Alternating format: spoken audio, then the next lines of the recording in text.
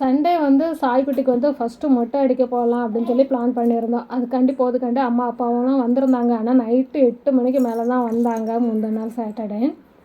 ஆனால் long video போடலாம் அப்படின்னு சொல்லி தான் வீடியோலாம் எடுத்தேன். ஆனால் வந்து நம்ம லாங் வீடியோ வந்து போடுறதுக்கு எடிட் பண்ணுறதுக்கு முன்னால் வந்து அடுத்த பொங்கல் லீவே வந்துடும். 4 மணிக்கெல்லாம் இங்கேருந்து கிளம்புனா தான் கரெக்ட் டைமுக்கு கோயிலுக்கு போகலாம் அப்படின்னு இவங்க சொன்னாங்க.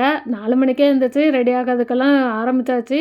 ஆனாலும் போகிறதுக்கு 8 மணி ஆகிடுச்சு இங்கேருந்து கிளம்புறதுக்கு. வந்து டிஃபன் வந்து எங்கேயாவது வெளியே வச்சு சாப்பிடலாம் அப்படின்னு தான் பிளான் பண்ணியிருந்தோம். அதனால் காலையிலே எல்லாமே வீட்டில் வச்சு ரெடி பண்ணியாச்சு. இட்லி, அப்புறம் கடலை குழம்பு, வடை இதெல்லாம் போட்டு காலையிலே ரெடி பண்ணியாச்சு. இதெல்லாம் வேலை நடந்துகிட்டு இருக்கும்போது வீடியோ எடுக்கிறது அப்படிங்கிறது கொஞ்சம் கஷ்டமாக தான் இருந்துச்சு. அதனால் முடிஞ்ச அளவுக்கு அங்கே இங்கேமா கொஞ்சம் கொஞ்சமாக கிளிப்பிங்கெல்லாம் எடுத்து அதை ஒரு வீடியோ மாதிரி கன்வெர்ட் பண்ணிட்டேன். போகிற வழியில் வந்து ஒரு கோயில் மாதிரி ஒரு இடம், சின்னதாக ஒரு கோவில் ரோட் சைடில் இருந்துச்சு. அங்கே தான் அழகாக தரையெல்லாம் போட்டு வச்சுருந்தாங்களா, அங்கே உட்காந்து சாப்பிட்டோம். நல்லா காற்று, செம்மையாக காற்றடிச்சிட்டு இருந்துச்சு, இருக்கவே முடியலை அந்த மாதிரி. அப்புறம் அங்கே தான் சாப்பிட்டுட்டு அதுக்கப்புறம் கொஞ்சம் ஃபோட்டோஸ் எல்லாம் எடுத்தோம் அங்கே நின்று.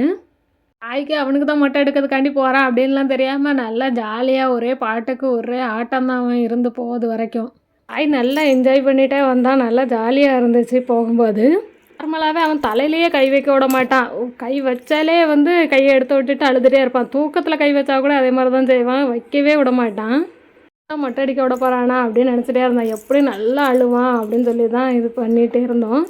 சாரி வந்து பொங்கலுக்கு விடுக்கலாம் அப்படின்னு சொல்லிட்டு தான் எடுத்து வச்சுருந்தேன். ஆனால் பொங்கலுக்கு விடுக்கிற மாதிரி எனக்கு அமையலை, அதனால் பொங்கலுக்கு கட்டலை. அதனால் சாய்க்கு மொட்டை அடிக்கும்போது புது ட்ரெஸ் எடுக்க வேண்டாம், இதையே வந்து அட்ஜஸ்ட் பண்ணி நம்ம யூஸ் பண்ணிக்கலாம் அப்படின்னு சொல்லிட்டு இதையே யூஸ் பண்ணிட்டேன். போனால் அங்கே செம கூட்டம். என்னென்னா அங்கே வந்து திருவிழாவும் இந்த டைமு, இது வரைக்கும் தெரியாது திருவிழா அப்படின்னு. தெரியாதனால நல்ல கூட்டம். மொட்டை அடிக்கிற இடத்துலலாம் ரொம்ப க்யூவாக இருந்த மாதிரி இருந்துச்சு. கோயிலெல்லாம் சாப்பிடலாம் முடியாது அப்படின்னு ஆயிடுச்சு. கோயிலில் போய் தான் நிறைய வீடியோஸ் ஃபோட்டோஸ் எல்லாம் எடுக்கணும் அப்படின்னு சொல்லி நினச்சிட்டு இருந்தேன். ஆனால் இவன் அழுதுட்டு இருக்கனால அந்த வீடியோலாம் போட முடியாது அப்படிங்கிறனால அதெல்லாம் எடுத்ததெல்லாம் ஸ்கிப் பண்ணி விட்டாச்சு. அவன் ஃபுல்லாகவே அழுக தான். மடியில் வச்சு தான் மொட்டை அடிச்சிருந்தா. அவளை பார்த்து தான் ஒரே அழுக. அவளை பார்க்கும்போதெல்லாம் அவனுக்கு ஞாபகம் வந்துடுது, ஒரே அழுதுகிட்டே இருந்தான். அவகிட்ட போகவே மாட்டேன் அப்படின்னு சொல்லிட்டு அழுதுகிட்டே தான் வந்தான். அவள் ட்ரெஸ்ஸு கொடுத்ததுக்கு கூட வாங்கவே மாட்டேன், அவகிட்ட இருந்து எந்த பொருளும் வாங்க மாட்டேன்னு ஒரே அழுகையாக அழுதுட்டு இருந்தான்.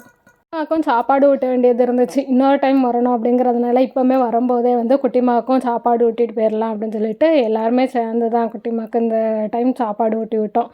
அவங்களுக்கு புதுசாக சாப்பிட்டோன்னா நல்ல டேஸ்ட்டு ஊட்டியாச்சு. செம்ம கூட்டமாக இருந்தனால எங்களுக்கு வந்து கோயிலுக்கு உள்ளெல்லாம் வந்து இடம் கிடைக்கல, வாசலில் தான் உட்காந்துருந்தோம்.